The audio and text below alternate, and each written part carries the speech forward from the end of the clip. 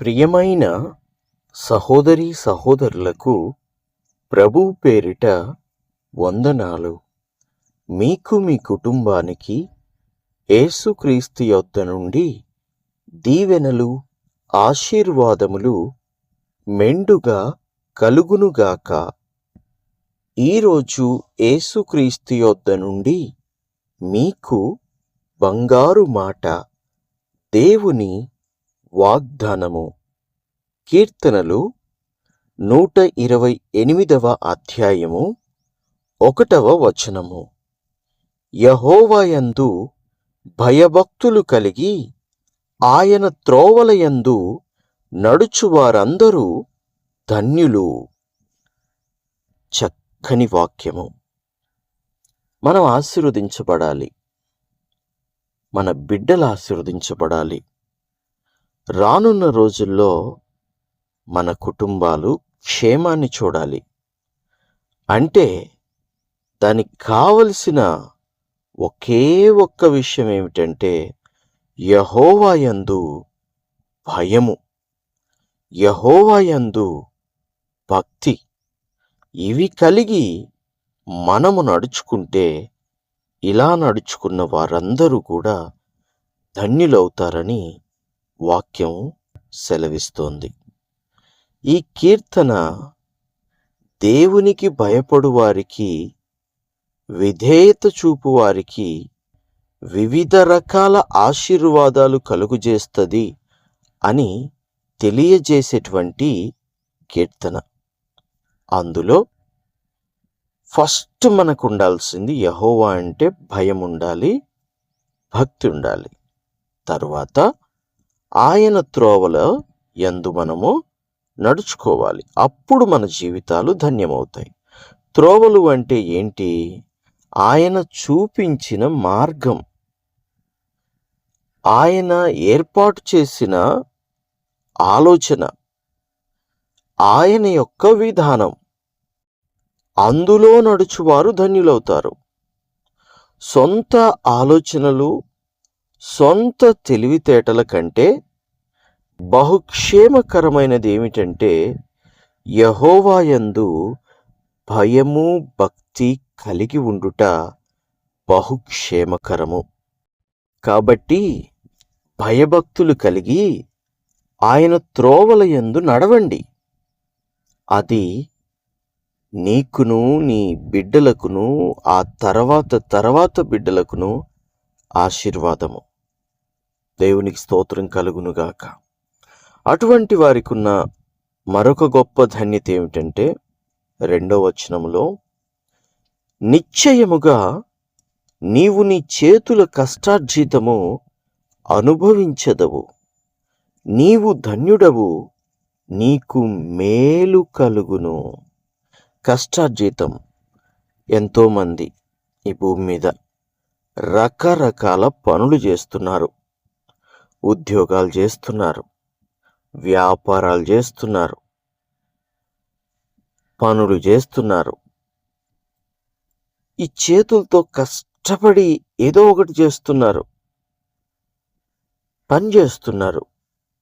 చేసి ఈ కష్టార్జితాన్ని సంపాదిస్తున్నారు. సంతోషం. దేవునికి స్తోత్రం కలుగునుగాక. మీకు పనులిచ్చిన ప్రభువుకి మహిమ కలుగునుగాక.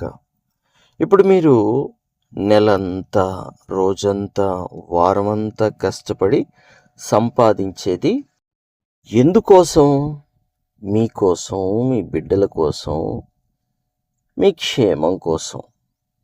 అయితే కొందరు బిడ్డల కోసం వాడలేకపోతున్నారు, కుటుంబం కోసం వాడలేకపోతున్నారు. కష్టార్జితం అంతా కూడా చిల్లు సంచిలో వేసిన ధనములాగా, లేదా నీళ్ల పాలైన వస్తువులాగా వెళ్ళిపోతుంది. ఏమవుతుందో తెలియట్లేదు. దానికి గల కారణం ఏమిటంటే ప్రియ సహోదరి సహోదరులారా, యెహోవాయందు భయము, భక్తి ఎక్కడో తగ్గింది, లేదా భక్తి భయము లేదు. అందుకే ఎంత సంపాదించినా చిల్లు సంచిలో వేసిన ధనములాగా అయిపోతుంటుంది. కాబట్టి చేతుల కష్టార్జితాన్ని అనుభవించే కృప దయచేయమని చెప్పి భయభక్తులు కలిగి ప్రభువుకి ప్రార్థన చేయి. నీవు ధన్యుడు అవుతావు. నీకు మేలు కలుగుతుంది. నీకు నీ బిడ్డలకు మేలు కలుగునుగాక.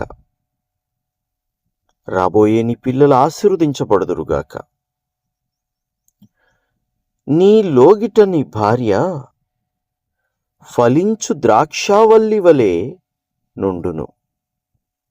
నీ భోజనపు బల్ల చుట్టూ నీ పిల్లలు ఒలీవ మొక్కల వలె నుందురు. దేవుడికే మహిమ కలుగునుగాక. భార్య, భర్తకు అత్యంత ప్రియమైనది ఏమిటంటే భార్యనే. ఆ భార్య ఎలా ఉండాలంట? ద్రాక్షావల్లిలాగా ఉండాలట.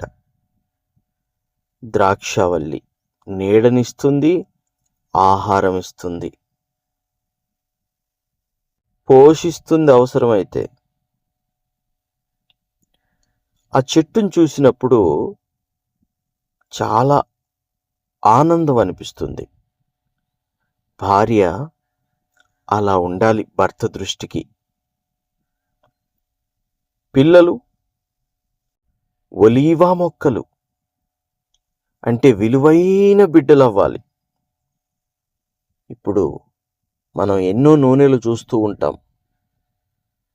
అప్పుడప్పుడు ఒలీవ నూనెతో కూడా కొన్నిసార్లు మనకు పని పడవచ్చు.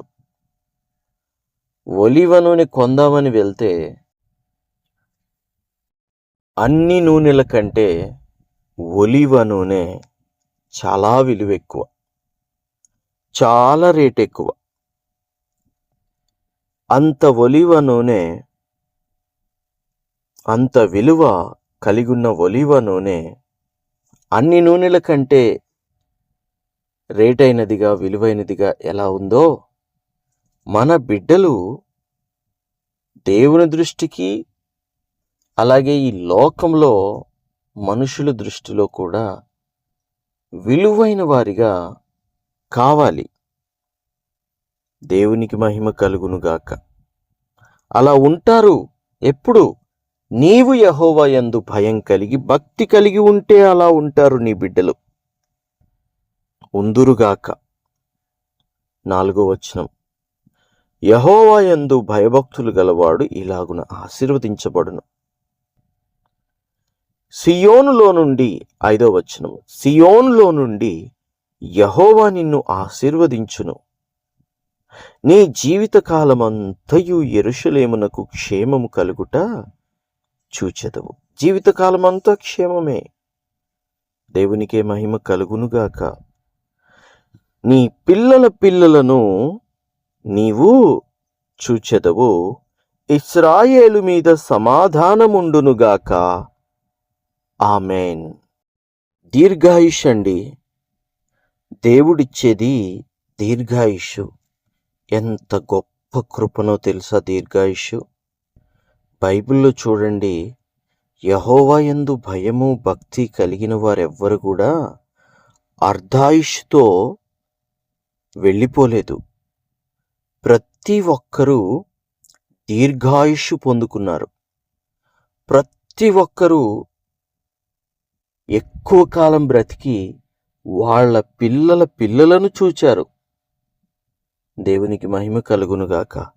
అట్టి కృప, అట్టి ధన్యత మనకును కలుగునుగాక.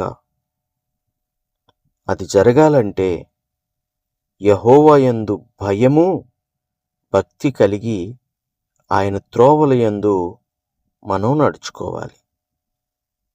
ఈ కొద్ది మాటలు దేవుడు మన వినికిడిలో ఫలింపజేసి దీవించునుగాక. ప్రార్థన.